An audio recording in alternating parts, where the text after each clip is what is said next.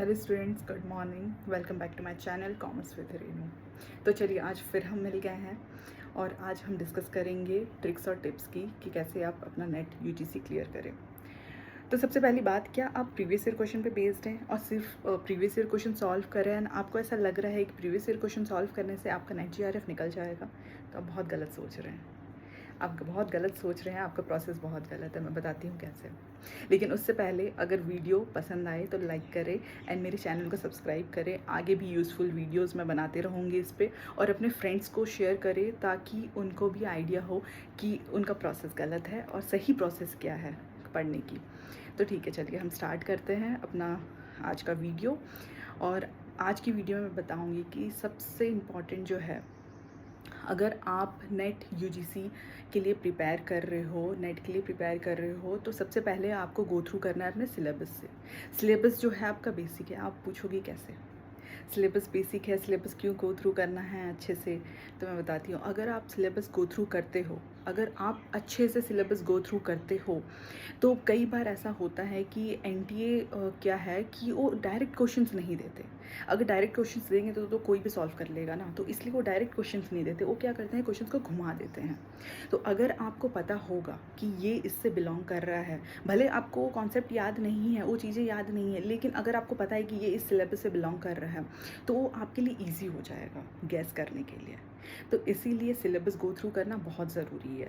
आपको पता होना चाहिए कि आपके एग्ज़ाम में कहाँ से क्वेश्चंस आ रहे हैं, कौन सी चीज़ से रिलेट कर रही है। ये बहुत इंपॉर्टेंट है। और दूसरी बात उससे भी ज़्यादा इम्पॉर्टेंट ये है कि अपने कॉन्सेप्ट्स जो हैं उसको क्लियर रखिए। मैं ये नहीं बोल रही हूँ कि आप पूरा बुक पढ़ डालो, क्योंकि वो पॉसिबल नहीं है। बहुत वास्ट है, कोर्स बहुत वास्ट है, सिलेबस बहुत वास्ट है, तो आप वो नहीं कर सकते।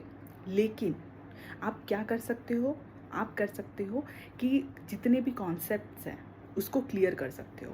मान लो कुछ क्वेश्चंस ऐसे होते हैं जो आ जाते हैं, मतलब आपको याद नहीं है कि उसमें क्या स्टेप्स है या उसके प्रोसेस क्या है, लेकिन आपका कॉन्सेप्ट क्लियर है, आपको पता है कि ये चीज़ क्या होती है, तो आप उसको गैस करके अपना आंसर करेक्ट कर सकते हो।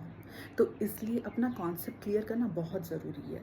भले आपको सारी पॉइंट्स याद हो या ना हो, लेकिन अगर आपका कॉन्सेप्ट क्लियर होगा, जैसे कि फॉर एन एग्जांपल हम लेते हैं प्रोडक्ट लाइफ साइकिल। ठीक है, ये इजी टॉपिक है।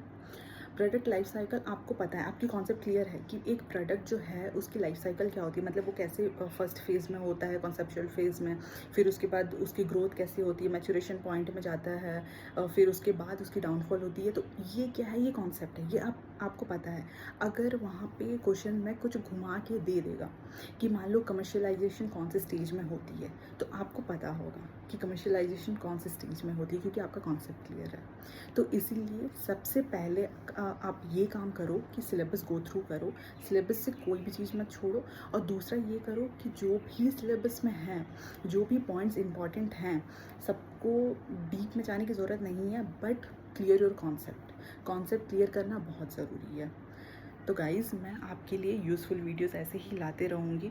मैं दिल से चाहती हूँ कि मेरे जितने भी जो स्टूडेंट्स हैं, जो मेरे वीडियोस देख रहे हैं, मुझे फॉलो कर रहे हैं, उनका नेट और जेआरएफ क्लियर हो जाए। इसलिए मैं इतनी मेहनत कर रही हूँ, और मैं आपको अपने नोट्स भी दिखाऊँगी कि मैं अपने नोट्स कैसे बनाती हूँ। और नेक्स्ट वीडियो में मैं आपको ये भी बताऊँगी कि आप जो नोट्स हैं उसको कितना मतलब शॉर्ट नोट्स में बना सकते हैं। जैसे कि हमारा कोर्स इतना वास्ट है कि हम अगर नोट्स बनाने बैठें तो पूरी रजिस्टर ख़त्म हो जाए। तो इसलिए हमें वैसा नहीं करना है। उसकी भी एक ट्रिक है कि आप कैसे शॉर्ट नोट्स बनाओगे। तो मैं अपना नोट्स को शेयर करूँगी आपके साथ, और अगर आपको मेरे नोट्स भी चाहिए तो आप मुझे कमेंट कर सकते हो। एंड मैं आपको ट्रिक भी बताऊँगी अपने नेक्स्ट वीडियो में कि कैसे आप शॉर्ट नोट्स बना सकते हो। तब तक के लिए बाय, ऑल द बेस्ट। अच्छे से पढ़ाई करें एंड एग्ज़ाम अच्छे से क्रैक करें।